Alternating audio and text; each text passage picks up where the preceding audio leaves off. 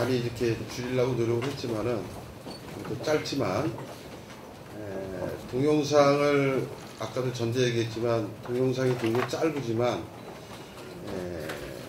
여기 계신 분들이 거의 언론인이시기 때문에 이 사진과 동영상과 이 글은 속일 수 없습니다. 그래서 저도 어저께 깜짝 놀란 게 우리 비서실에서 그동안에 이게 다녔던 것을 사진으로 이렇게 나열을 해보니까 800장이 되더라고요. 사진을 보면서 조금 서운했던 것도 있었고 때로는 좀 더 좀 잘할 수 있었는데 이런 생각도 했습니다. 먼저 이제 질문을 받기 전에 여러분들한테 이제 죄송하고 고맙다는 말씀을 먼저 드리고 싶은 거는 100일 때 기자회견을 하면서 사실 언론인 여러분들한테 회초리 역할을 해주세요라고 얘기를 했고 여러분의 의견을 소중히 듣겠습니다라고 얘기를 했지만 실질적으로 어제 잠을 거의 못 잤습니다. 오늘 여러분들한테 회초리를 많이 맞을 거라고 예측을 했고 그 부분은 사실은 직접 대화는 나누지는 못했지만 언론인 여러분들의 소리를 듣고 수정할 부분은 수정했던 부분은 저는 있습니다. 그러나 골고루에 대한 형평성에 대한 부분, 그러니까 언론에 대한 어떤 운영에 대한 부분을 조금이라도 도움을 주는 데 있어서 좀 형평성이 좀 결여된 부분도 없지 않아 있지 않았나 이런 부분도 고민해 봅니다. 그래서 오늘 기자회견을 하면서 사실 성찰의 기회를 갖는 시간이고 앞으로의 잘못된 부분은 이 시간을 뒤로 하는 시간에 좀 더 고민하고 여러분들과 함께 할 거고 다시 말씀드리면은 과거의 역사를 돌이켜보지 않으면 미래는 없다라고 생각을 합니다. 과거의 역사와 미래의 역사를 잘 만들어 나가는 것이 현재이기 때문에 오늘 이 시간 이후에 여러분들이 얘기하는 부분을 잘 꼼꼼히 챙겨서 경기도 의회가 의회다운 의회를 만들 수 있도록 노력을 하겠습니다. 여러분 제가 부족하지만 여러분들의 질의를 받는 시간을 먼저 말씀해 주시죠. 안녕하십니까. 경인매일의 이용수 기자입니다. 먼저 도의정 1주년을 축하드립니다. 그간 경기도 의회의 142명 도의원분들께서 많은 일들을 해오셨습니다. 이와 관련하여 지난 100일 기념 기자회견 시 제시한 정책 제안 공약을 보면 복지, 교육, 교통 부분에 있어서 748건, 704건, 507건 순으로 많습니다. 조금 전에 말씀하신 듯이 현재 정부는 먹고 사는 문제에 무게를 두고 있습니다. 현실은 굉장히 어렵습니다. 현재 도민 경제가 어렵습니다. 그런데 반영된 예산에 따르면 복지 167건에 비해 교육 경제가 80건, 68건으로 저조합니다. 이에 대해 한 말씀 해주시기 바랍니다. 감사합니다.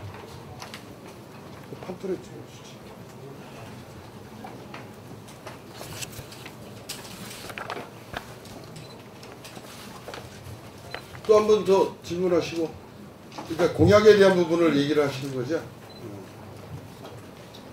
네, 경인일보 김성주 기자입니다. 그 영상 볼 때 좀 관심이 갔던 게 정책 간담회인데요. 정책 간담회 그 지역을 다니시면서 그 지역이 갖고 있는 고민이나 현안을 좀 두루 살피셨어요. 그 정책 간담회를 계획한 특별한 이유가 있으셨는지 또 거기에 대해서 어떤 성과를 거두셨는지 평가를 부탁드리겠습니다. 네. 먼저 우리 첫 번째 선생님이 말씀하신 부분은 이제 정책이 이제 전체적인 틀인데요. 실질적으로 제가 142분에 대한 부분이 이 정책으로 이제 전환을 시키면서 통계를 보시면 알겠지만 실질적으로 골고루 가 있는 것 같지만 그렇지 않습니다. 시민들이 도민들이 먼저 원하는 그런 정책들이 있는 걸 뚜렷이 알 수 있었습니다. 그래서 이제 그 부분에 전체적으로 보면은 공통 공약이 있었습니다. 그래서 공통 공약이 43건인데 그 중에 이제 도청에서 의원들이 142분이 이제 골고루 낸 부분이 있고 그 다음에 도청 공약이 집중되는 이제 공약들이 있는데 그 43건에 비해서 이제 사업으로 이제 전환을 했을 때 83건, 그 다음에 이제 또 교육청으로 했을 때 이제 건수가 나와서 그 예산을 이제 다봤던 부분이고, 아까 얘기했던 부분은 보건 쪽에 예산이 정책이 많다라는 얘기를 얘기하시는 건가요? 네.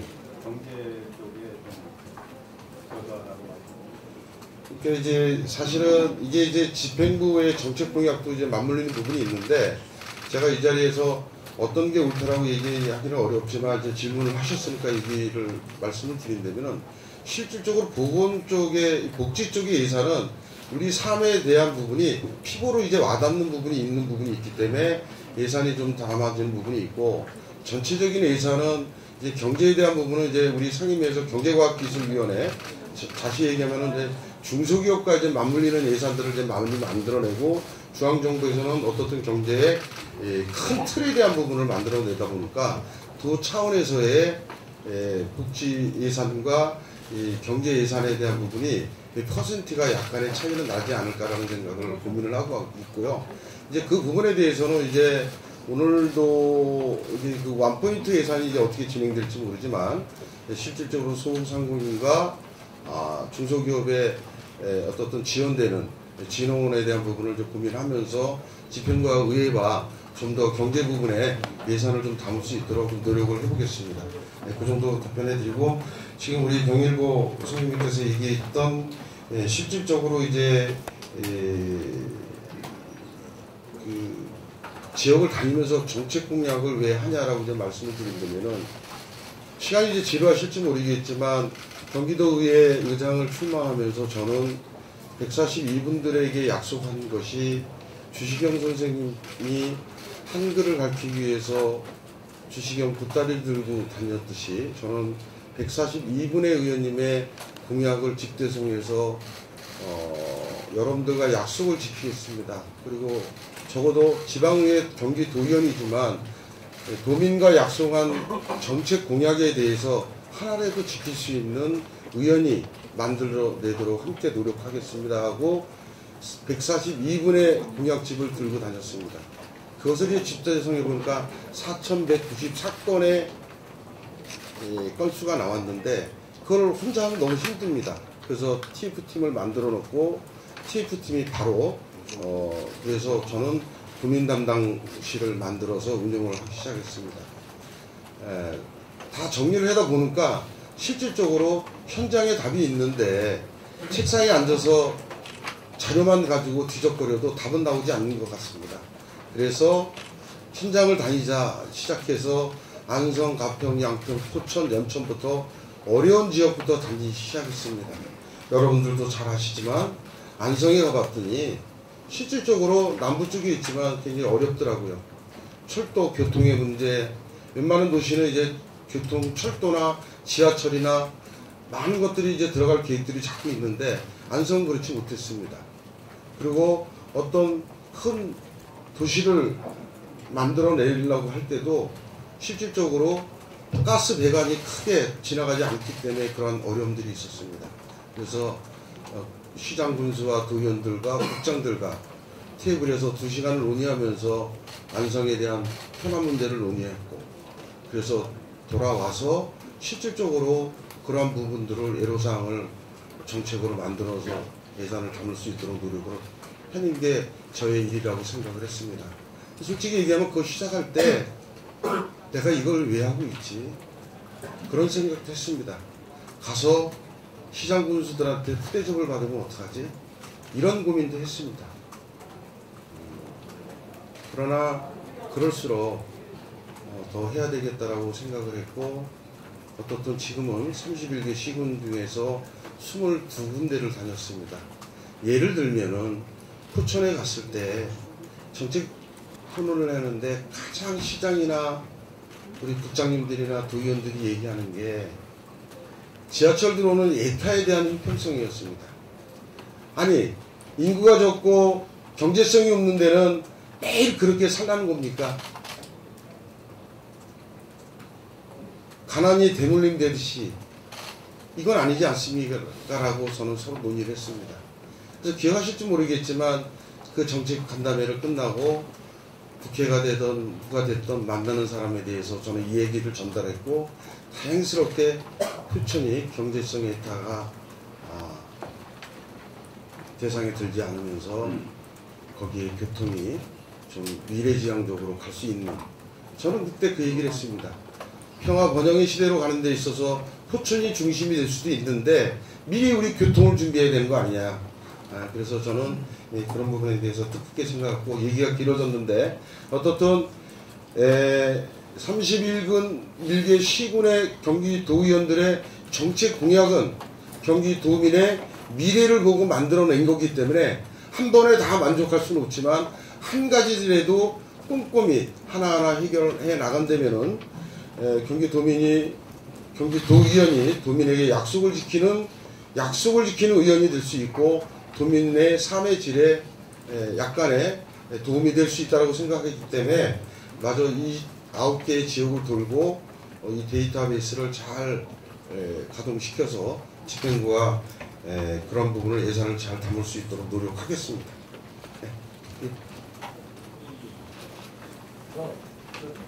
저 뒤에서 먼저 손 받으시고 이렇게 받으시고. CBS 윤철원 기자인데요. 경기도의회 의장님이시기도 하지만 전국광역시도의장협의회 회장으로도 1년 동안 활동을 해오시면서 사실 가장 중점을 뒀던 게 어떻게 보면 지방분권에 대한 게 아닐까 생각이 드는데요. 지금 현재 정부에서 통과시킨 지방자치법 정부 개정 법률안이 국회 상임위에서 계류된 걸로 알고 있는데, 이 법률안이 어느 정도 통과될 것으로 전망을 하고 계시는지, 그리고 이 부분이 통과될 수 있도록 중앙국회나 이제 뭐 여권이나 뭐 야권도 마찬가지겠지만 어느 정도 소통을 하고 계시는지 좀 말씀 좀 듣고 싶습니다. 네, 감사하고요.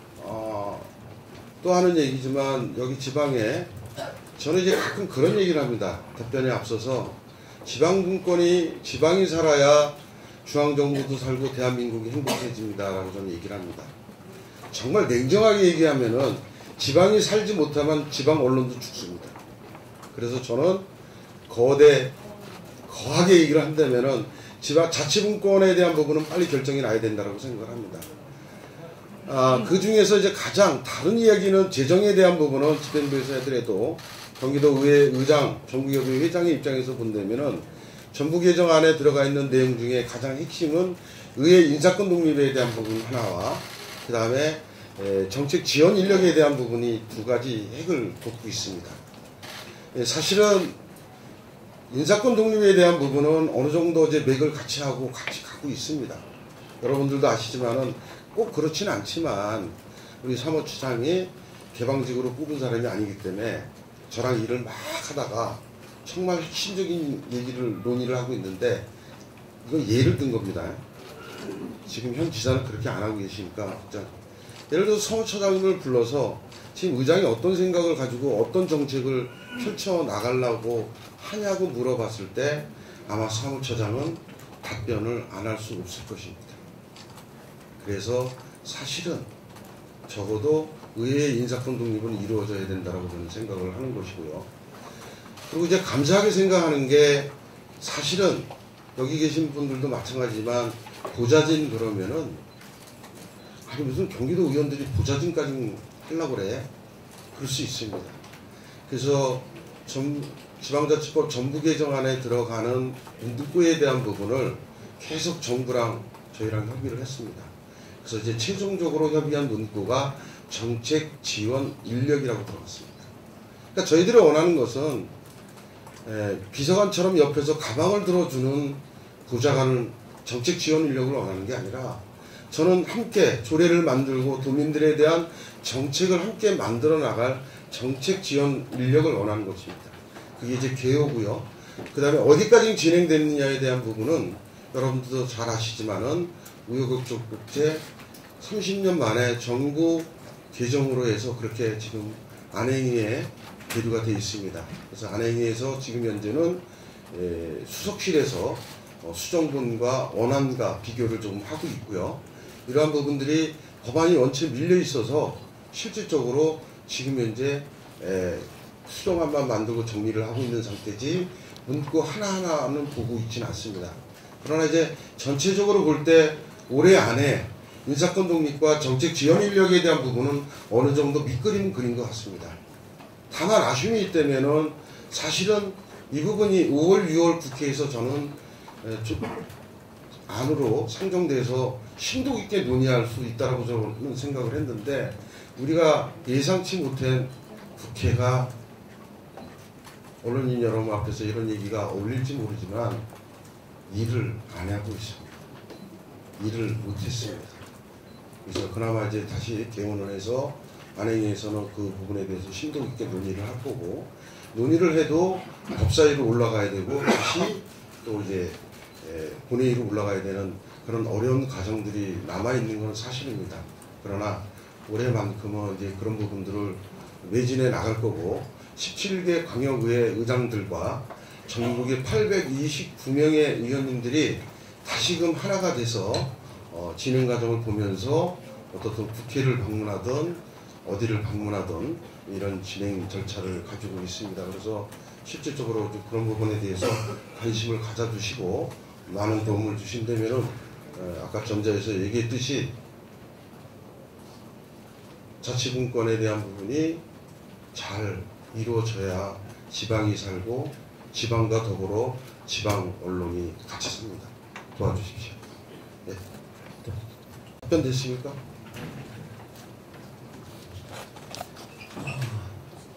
미디어투데이 안상일 기자입니다. 하여튼 저 송한준 의장님이나 부의장님에 대한 그 도의회의 입장이나 그런 거에 상당히 공감합니다. 제가 질문드릴 거는, 의장님도 아시겠지만은 집행부와 도의회는 견제와 균형을 해야 됩니다.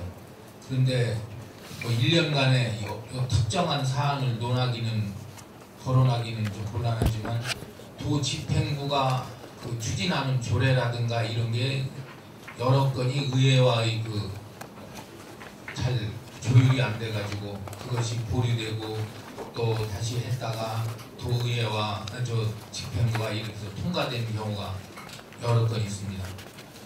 저는 그 1350만 국민의 의견을 대비하는 도의회의 그 수장으로서 앞으로 그 이재명 경기도지사와 도의회와의 그러한 그 입장, 앞으로 어떻게 할 건지 좀 이 자리에서 밝힐 수 있는 부분 좀 구체적으로 좀 밝혀주시기 바랍니다. 제가 구체적인 사례는 거론 않겠습니다. 그래도 하나 줘주세요. 네. 그래, 오늘만큼은 그냥 솔직히 얘기하겠습니다. 아까 이제 기자 낭독을 하면서 견제에 대한 부분을 얘기를 할 때 많은 사람들이 6.13 지방선거가 끝나고 그 부분을 우려했습니다. 그리고 이제 의장을 맡았을 때 그 갈등은 아직도 하고 있습니다. 그리고 사실은 의장의 역할이 어떤 것인지도 고민을 해보고요. 제가 이 자리에 서서 너무 가식적인 얘기만 하는 것이 아닌가라고 제 자신도 한탄을 해봅니다. 그 견제를 무엇을 했을까? 무슨 말을 했을까? 냉정하게 얘기를 하면은 1년 동안, 아니 한 11개월 동안은 정말 너무 어려웠습니다. 의회와 집행부 수장의 환경을 탓하는 건 아니지만, 그래도 구태여 얘기를 한다면은 아픔을 가지고 있는 곳에 더 아픔을 주기에는 좀 어려운 부분이 있었고, 큰 틀만 의장은 제시를 했습니다. 그러한 부분에 이제 견제를 했고, 조례라든가 예산이라든가 어떤 부분을 딱 꼬집어서 얘기하기는 어렵지만, 조례에 대한 부분은 어떻든 이번에 진흥원 예산을 세우는 데 있어서의 실질적으로 1기 마지막 예결위에서 근거의 자료가 없기 때문에 예산을 삭감을 하고, 아마 이번에 원포인트 예산에 대한 추경을 보기로 어느 정도 합의를 도출하고 있는데, 사실은 이제 그런 부분에 있어서는 좀 더 빨리 좀 해야 되지 않았나라는 생각을 합니다. 그러나 1기 예결위가 마지막 단계에 있어서 형평성이 없는 예산에 대한 부분은 삭감한 부분에 대해서는 이제 감사하게 생각을 저는 합니다. 그리고 이제 정책적인 거에 대한 부분을 얘기를 한다면은, 그나마 그래도 경기도 의회에서 집행부에 견제해 있던 부분에 정책에 대한 부분들은 그나마 많이 견제를 했다라고 생각합니다. 대표가 하는 일에 대해서 제가 이랬다 저랬다 얘기하기는 어렵지만 어떻든 양 집행부에서 다수당인 더불어민주당과 집행부가 정책을 시작하겠다라고 시작을 했고 2번인가 3번하고 지금 파괴가 돼서 안 되고 있는 것으로 알고 있습니다. 이제 그러한 부분도 왜 되지 않느냐라고 비판할 수도 있지만은 그러한 부분에 대해서 의견 돌출이 되지 않았던 부분에 대해서 다시 논의할 수 있는 장을 마련할 수 있다고 생각합니다.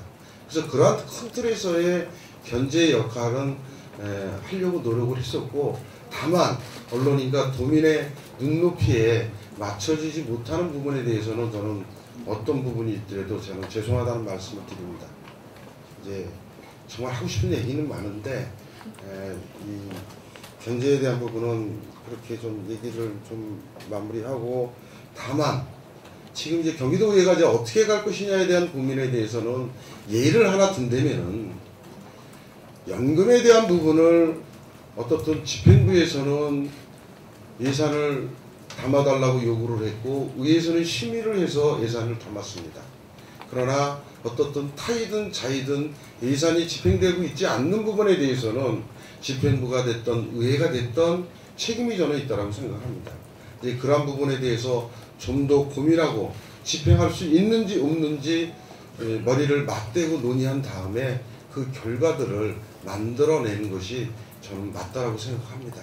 이제 그런 부분에 있어서 우리 언론이나 국민들이 눈높이에 안 맞는 부분도 있을 거라고 생각을 합니다. 이제 그런 부분은 잘 지켜봐 주시면은 의회가 좀 더 감시하고 1350만 국민들을 위해서 함께 노력할 수 있도록 노력하겠습니다. 시원한 답은 못 드려서 죄송합니다. 네. 또 예.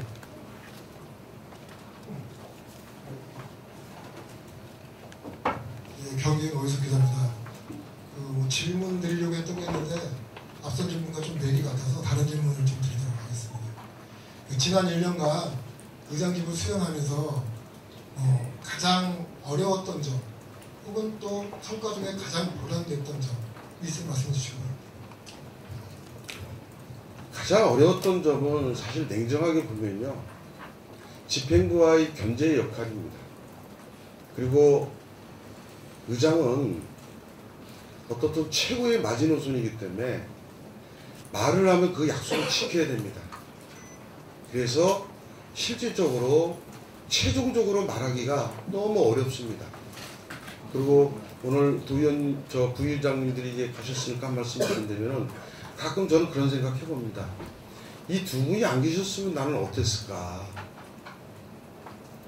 저는 같이 해주는 부자진이 있고 같이 함께하는 우리 공무원분들이 있지만은 실질적으로 동지인 142명의 의원들 중에 제 옆에 누가 있을까 저는 늘 고민을 합니다. 저는 함께하는 다만 제 옆에 사람이 있다면은 역시 도민이 있고 같이 해주는 가족이 있고 뭐 이런 생각도 해봅니다. 그래서 그런 어려움 속에 대한 부분은 늘 생각하고 가지고 가고 있고요. 전자에서 얘기했듯이 가장 어려운 부분은 의장으로서의 최종 마지노선의 결정을 내려야 하는 단계에 있어서의 집행부에 대한 부분에 어떤 큰 틀을 굳이 나눌 수 없습니다. 그래서 아까도 얘기했듯이 그동안의 집행부에 정책적으로나 여러 가지 어려움이 있었던 부분은 우리가 냉정하게 인정하고 그 어려움이 이제 극복이 됐기 때문에 남은 3년 동안은 오직 도민을 위해서 같이 가는 게 바람직하다고 생각을 하고요. 어려웠던 거 이제 제 개인 얘기를 좀 해서 죄송하고 성과에 대해서는 저는 과연 뭐가 성과였을까라고 생각을 했는데 경기도 의장을 하기 위해서 31개 시군을 다니면서 의원들한테 저 좀 찍어주세요 이제 이렇게 다녔습니다. 돌아서면은 사실 이제 이런 말씀드리면 죄송하지만 제일 선거 어려운 게 같은 정치인 동료 선거더라고요. 오늘은 이제 찍어주겠다고 그러는데 돌아서서 집에 오면은 안 찍어줄 것 같고 그래서 정치인들은 진짜 믿을 수 없구나 이제 이러면서 선거를 치렀고, 의장이 되고 나니까 경기도의회 유상에 대한 부분도 있으면 전국 협의회장을 해달라고 요구들이 있어서 전국 17개를 다녔습니다. 그래서 17개 이제 전국 협의회장이 되고, 정말 보람이 있었던 거는 여러분들이 깊숙한 내용을 얘기하기는 어렵지만은 정말 고자진이냐 정책 지원 인력이냐 이러한 부분들을 청와대 쪽이랑 얘기를 하면서 조율을 하면서 이제 그 부분들을 이제 막후에 그렇게 이제 집어넣고, 아까 영상에도 봤지만 경주에서 자치문구 행사날 대통령이 직접 발표를 했고, 저도 이제 그 틀에서 함께 했고, 그리고 아까 얘기했듯이 포천의 정책 간담회나 안성이나 어려운 지역을 했을 때 그런 부분들이 결과로 조금씩 나타날 때 보람은 느끼고 있습니다. 근데 그걸 보람으로 알지 않고 어떻든 남은 임기 1년 동안에 최선을, 이런 질문을 해주시니까 저 PR라고 해주신 것 같아서 감사합니다. 네, 또 질문 받겠습니다. 아무 얘기나 해주십시오. 네. 저기 마이크 갖다 주십시오. 예, 수도일보의 김도일 기자인데요. 예. 일단 100주년 때 제가 그 얘기 드렸던 부분, 그 도의회 개회 시간 관련해가지고 의장님 모셔가지고 많이 개선이 되는 것 같아서 감사를 드리고요. 약속을 지켜주신 것 같습니다. 그리고 총선이 이제 얼마 안 남았습니다. 지금 또 이제 걱정을 하는 부분들이, 도민들이 이 경기도 의회가 총선 분위기에 휩싸여서 도민들의 어떤 그런 그 삶의 질이라든지 경제 문제에 대해서 좀 간과할 수 있지 않느냐는 이런 좀 우려가 있고요. 또 일단 민주당이 다수이기 때문에 도지사의 결정이라든지 정책에 대해서 감시와 견제 역할을 제대로 하지 못할 수도 있다는 그런 부분에 이제 2심 판결이 이제 나가지고 만약에 도지사님께서 완전히 자유로우시다 그러면 이제 그런 부분들에 대한 우려가 또 있습니다. 단적으로 예를 들면 일산 3기 신도시와 버스 요금 인상안 관련해가지고 도의회에서 어떤 의견이라든지 목소리가 어떤 식으로 반영이 됐는지 그 부분도 말씀 부탁드리겠습니다. 네, 먼저 이제 버스와 이제 고향에 대한 부분은 제가 아는 상식 내에서의 도의원들이 이 신도시에 대한 부분은 그렇게 크게 아마 정책 결정을 하는 데는 어려웠을 거라고 저는 생각을 하는 부분이 있고요. 그다음에 버스 그 이제 인상 요금에 대한 부분을 이제 질의를 하시는 거라면은 그 전에 아마 상임위원장이랑 정책 논의를 많이 이제 진행을, 그러니까 이제 그런 부분이 있죠. 발표를 하고 나서 했느냐, 하기 전에 했느냐, 이제 그런 차이는 약간 있을 수 있는데, 이번에 이제 시급하게 되면서 상임위랑 약간의 이제 그 조정을 하면서 논의를 이제 했던 것 같습니다. 제가 아는 상임 내에서는 이제 그 정도고, 우리 지금 선생님이 얘기했듯이 역시 견제에 대한 부분을 이제 말씀을 이제 하셨는데, 이제 1심이 끝나고 나서 여러분들한테 이 공식적인 자리에서 이런 얘기를 맞는지는 모르지만 제가 얘기를 했습니다. 이제 의회다 지기 위해서 아마 지사님에게 더 할 얘기는 하고 이렇게 함께 갈 것 같습니다. 라고 해서 정확하게 얘기를 하고, 지금 우리 선생님이 질문하신 것처럼 이제 모든 게 잘 되면은 지사께서 자기 정책만 가지고 줄긋하게 나가고 도민의 소리나 의회의 소리는 안 들을 수 있는데 어떠냐, 이렇게 질문을 하신 것 같은데, 저는 아마 그게 더 정리가 잘 되면요, 아마 더 견제를 세게 할 수 있고 하고 싶은 얘기를 더 쉽게 할 수 있다라고 저는 생각을 합니다. 이제 그런 부분에 있어서는 마지막 남은 1년 동안에 조금 한 번만 좀 믿어주시기를 부탁을 좀 드릴게요. 그리고 이제 총선에 대한 부분은 정치인이기 때문에 실질적으로 총선에 대한 부분은 전혀 개입을 안 할 수는 없을 것입니다. 왜냐하면 지역 발전을 위해서 그 지역의 대표성을 띠고 있는 국회의원이 나갈 때 도의원이 함께 안 할 수는 없을 것이에요. 그러나 거기에 총 매진하면서 의회의 역할을 하지 않을 수 있도록 제가 의장으로서 역할을 좀 충분히 할 수 있도록 노력하겠습니다. 저는 정말 자신있게 자부하는 게 지방의회는 누가 뭐라 그래도 국회처럼 문을 닫은 적이 없습니다. 의석수만만 되면 열 거고 논의하고 함께 갈 겁니다. 이제 그렇게 얘기했고, 또 하나 이제 정말 너무 감사하고 고마운데, 제가 한번 세게 언론에 맞았습니다. 100일이 끝나고 나서 그 전에 시간을 제대로 왜 안 지킵니까? 저한테 그래서 그때 아마 제 기억에는 한 15분 정도 흘렀던 것 같아요. 그리고 지금 제가 정확하게 데이터를 내지는 않았지만 그 이후에 10분 이후에 본회의를 한 적은 없습니다. 그래서 본회의만큼은 의원들이 10분 내에 들어와서 아마도 10분, 5분, 4분 그 사이에 본회의를 다 열었습니다.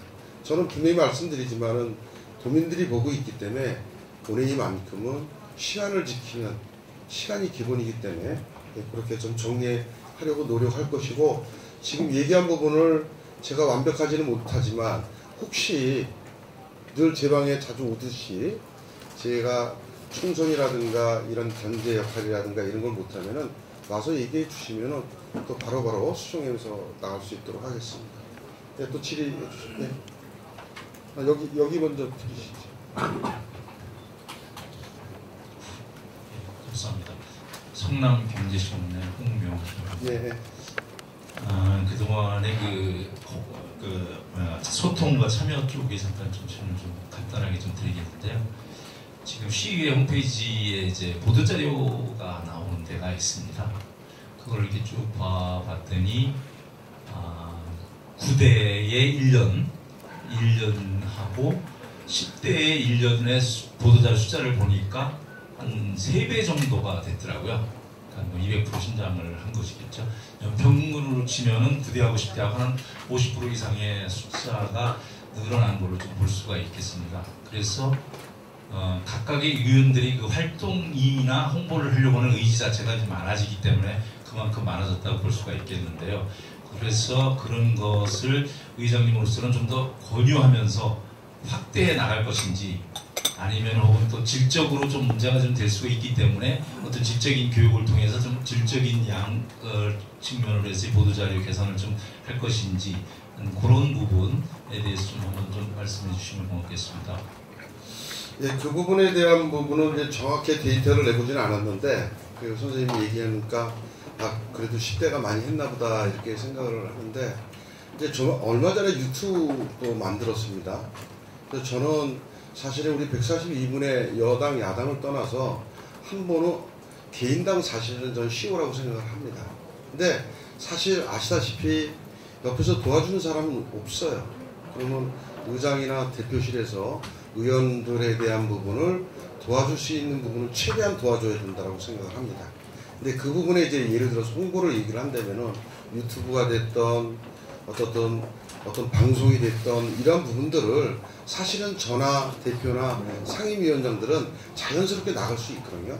그래서 이제 그런 부분들을 의원들이 그런 방송이나 어디나 출연해서 좀 이렇게 자주 할 수 있도록 노력을 할 것이고, 그 다음에 질적으로 좀 나아질 수 있도록은 좀 교육을 이제 이렇게 뭐 언어 교육이라든가 이런 부분들을 좀 시키고 있는데, 그런 부분들도 좀 고민해서 좀 더 좀 이렇게 질이 높아질 수 있도록 좀 교육을 시키려고 지금 예상을 하고 있습니다. 그래서 다시 말씀드리면은 초선 의원님들이 이제 1년이 되니까요, 처음보다 많이 좋아지셨어요. 처음에는 뭐 어딘지도 잘 모르다가 이제는 1년 되니까 뭐 의장실도 발로 빵빵 치고 들어오더라고요. 그만큼 이제 여유가 생겼나봐. 본인들끼리도 싸움도 좀 하고. 근데 어떻든 그 초선 의원님들이 좀 더 이렇게 좀 질적 양적으로 좀 나갈 수 있도록 좀 이렇게 교육 홍보라든가 이런 걸 좀 강화시켜서 좀 함께 하려고 합니다. 그런 좋은 아이디어가 있으면은 좀 한번 좀 이렇게 던져 주십시오. 제가 최대한 접수하겠습니다. 저기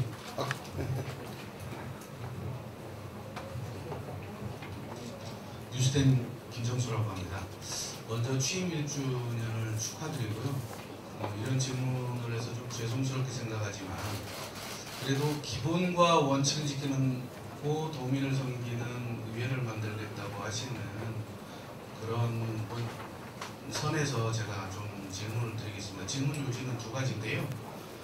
먼저 이제 도의회는 지방의 입법기관입니다. 그럼에도 불구하고 도의원들께서 집행부의 어떤 그 조례안들을 발의하는 대리 입법이 10대에서 의외로 많았던 걸로 제가 알고 있습니다. 이거에 대한 어떤 해결 방법을 좀 제시해 주시고요. 또 그 발생 원인으로는 지원 인력이 좀 부족하지 않나라는 생각이 있는데 이에 대한 지원 인력에 대한 해소 대책은 있으신지 말씀 부탁드리겠습니다. 네, 정말 고맙습니다.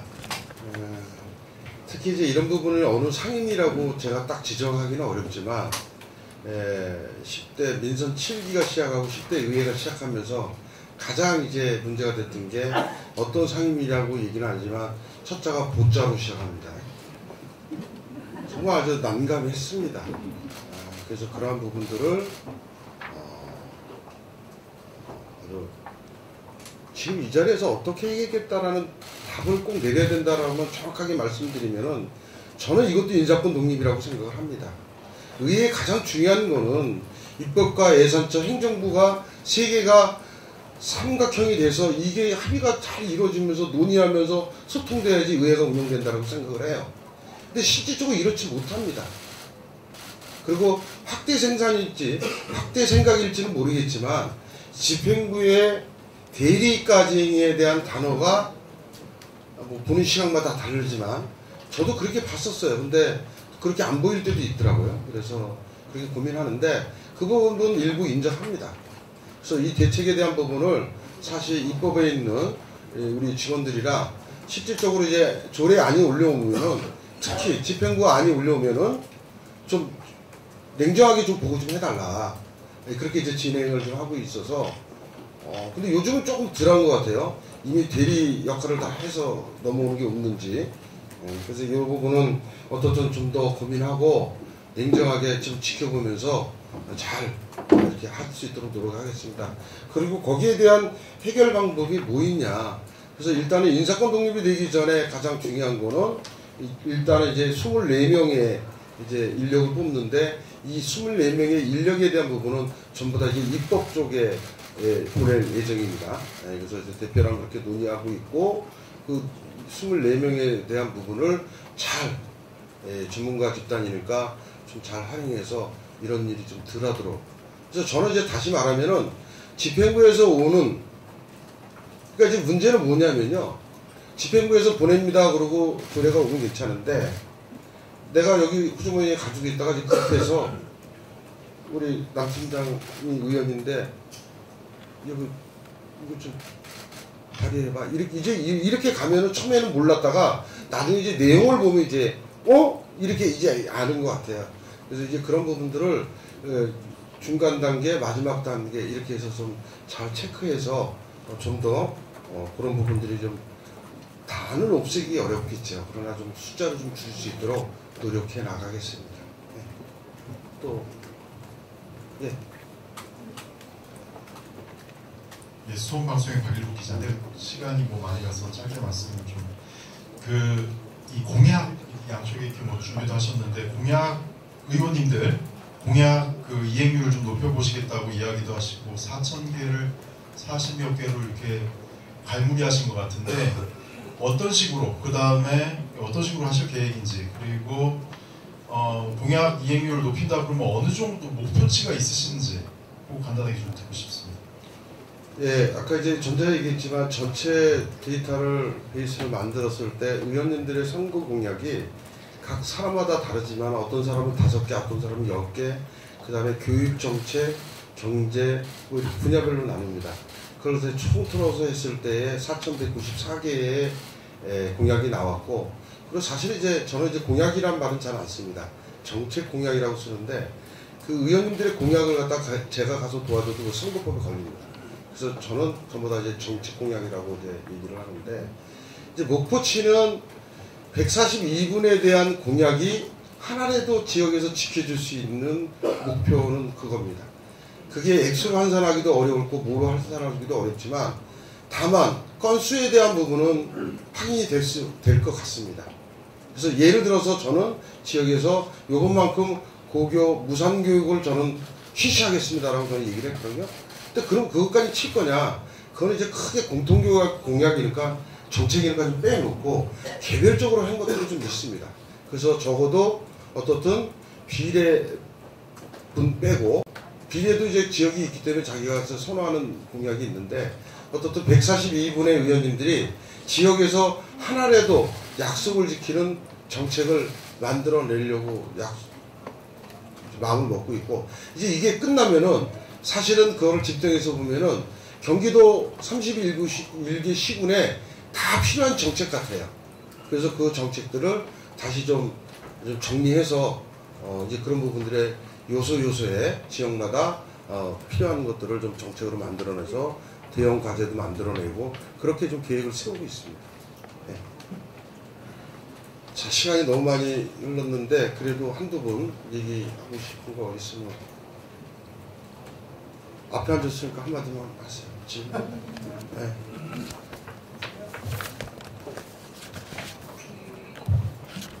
뉴스픽 이재입니다. 이재명 부지사가 얼마 전에 취임 1주년 기자회견에서 경기도 분도에 대해서 말씀을 하셨는데, 혹시 의장님은 그에 대해서 어떻게 생각을 하시는지, 또 그런 계획이나 그런 게 있는지 의견을 들어보고 싶습니다. 괜히 질문하라고 너무 어려운 질문. 그게 사실 이제 집행부의 수장이 아니고, 얘는 도민들의 목소리를 듣고 그 부분에 대한 정책을 만들고 도민들이 필요한 예산을 담는 의회 구조라면은, 사실 이제 분도에 대한 부분은 제 개인적인 철학을 얘기할 수밖에 없는 것 같아요. 저는 분도에 대한 부분이 실질적으로 31개 시군이 남부 북부로 나눠져 있으면서 1350만의 도민이 있기 때문에 경기도에 집중됐다라고는 저는 생각을 합니다. 그래서 분도가 돼서 실질적으로 분도가 돼서 행정적인 거 모든 부분이 이제 편해질 수는 있지만 모든 대한민국에 집중이 되기는 어렵지 않을까라는 생각이 들고, 첫 번째는. 그리고 이제 그 분도의 진행 과정에 있어서는 좀 더 깊숙한 용역을 해보든가, 도민들의 남부 북부에 살고 있는 사람들의 대표성을 쓰기, 자치분권이 이루어지면은 사실 모든 게 주민자치위원이라든가 우리 통장님들이라든가 주민들한테 많이 갑니다. 그 많이 간다는 이유 중에 하나는 그 사람들의 목소리를 듣겠다라는 얘기거든요. 그래서 그 사람들의 대표성 있는 사람들을 모아서 뭐 1000명이 됐던 원탁회의를 해서 실질적으로 필요한가 이렇게 의견을 들어보면서 한 단계 한 단계 나가는 게 맞는 것 같고, 실질적으로 경제성 뭐 여러 가지 이런 분야별로 따져보고 그러한 부분들을 저는 도민투표에 붙여서 실질적으로 결정해야 된다고 보는 거지, 기득권의 몇 사람들이 분도가 맞다 안 맞다라는 거에 대한 결정의 권한은 저는 없다라고 생각을 합니다. 오직 도민이 주인입니다. 그래서 제가 약간 치사하게 긍정 부정 약간 얘기했지만, 그렇게 분도는 누구 하나 결정하기가 쉬운 게 아니다. 그래서 심도 깊게 논의하고 오직 도민의 행복의 삶에 도움이 되는 쪽에서 정리해야 된다고 저는 생각합니다. 자, 너무 어려운 걸 질문해 주셔가지고. 자, 그러면은 이것으로, 그리고 아까 이제 담겨져 있는데, 여기 우리 선배님들 인터넷 선배님들도 많이 와 계시는데, 죄송합니다. 제가 이 시점으로 해서 다시 재정비해서 좀 이렇게 같이 함께 갈 수 있는 일이 뭔지도 고민하겠습니다. 많이 부족한데, 그래도 우리 경기도 지역 언론이 우리 경기도 10대 의회에 대해서 부정적인 면은 전화로 얘기해서 야단 쳐주고, 지면이나 인터넷에는 그래도 긍정적으로 1년 동안에 전화 우리 대표나 우리 부의장이나 상임위원장들을 잘 이렇게 보살펴 주신 것에 대해서 너무 감사하고 고맙다는 말씀을 드립니다. 오늘 장시간 이렇게 함께 해주셔서 너무 고맙고 감사합니다. 끝내도 되겠죠? 네, 감사합니다. 인사드리겠습니다. 감사합니다. 네, 이상으로 제10대 경기도의회 겨울 1년 성과 기자회견을 모두 마치겠습니다. 고생하셨습니다.